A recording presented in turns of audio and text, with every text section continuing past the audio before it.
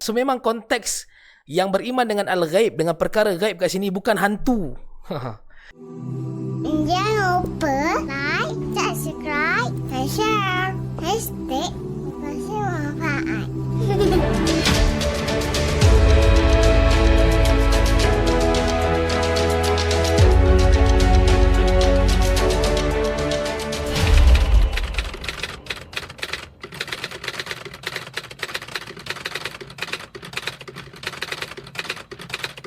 Alif Lam Mim. Dzalikal kitabu la raiba fihi hudal lil muttaqin.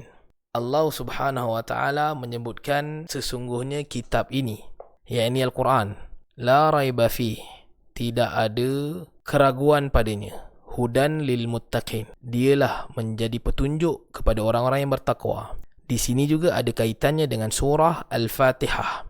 Kita tengok pada surah Al-Fatihah yang datang sebelum surah Al-Baqarah, bagaimana Allah Subhanahu wa taala mengajarkan kepada kita untuk meminta kepada Allah satu doa yang penting, ihdinas siratal mustaqim, tunjukkan kepada kami jalan yang lurus. Maka jalan yang lurus itu adalah jalan yang diberi nikmat, yang bukan dimurkai dan bukan juga jalan orang-orang yang sesat.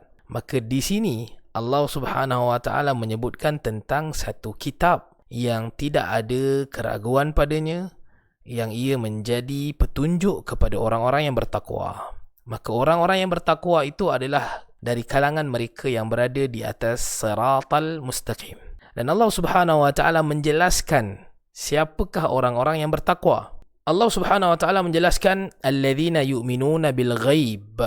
Orang yang bertakwa itu adalah orang yang beriman dengan perkara yang ghaib. Okey, baik. Saya pernah ditanyakan, adakah Allah Subhanahu wa taala termasuk dalam kalangan perkara yang ghaib? Allah Subhanahu wa taala berfirman, alladzina yu'minuna bil ghaib. Orang-orang yang bertakwa itu adalah orang-orang yang beriman dengan perkara-perkara yang ghaib. Dari bentuk mengimani sesuatu yang ghaib, alladzina yu'minuna bil ghaib, dalam ayat ini dia merujuk kepada orang yang bertakwa itu adalah orang yang beriman dengan sesuatu yang dia tidak melihatnya. Jadi al-ghaib dekat sini adalah sesuatu yang dia tidak dapat dicapai dengan panca indera. Ini yang saya nak sebut sebenarnya. So alladzina yu'minuna bil ghaib kat sini adalah orang-orang yang bertakwa adalah orang-orang yang beriman dengan sesuatu yang dia tidak dapat capai dengan panca inderanya, dan ia adalah sesuatu yang benar. Dia bukan semata-mata benda yang dia tak nampak, dia tak dengar, dia kena beriman seluruhnya. Tidak. Dia ada di sebalik itu, dia datang daripada Alkitab. Kerana sekarang ni al-ghaib ini adalah merujuk kepada konteks ayat sebelumnya, iaitu Alkitab. Allah Subhanahu wa taala tengah bercerita tentang kitab, yakni Al-Quran. Yang mana Al-Quran ini adalah hidayah, petunjuk kepada orang-orang yang bertakwa. Dan orang yang bertakwa itu adalah orang yang mengimani apa yang ada dalam Alkitab itu dalam bentuk yang dia tak nampak, dia tak dengar dan dia tak mencapai dengan panca inderanya. Susah juga nak cari perkataan tu tadi.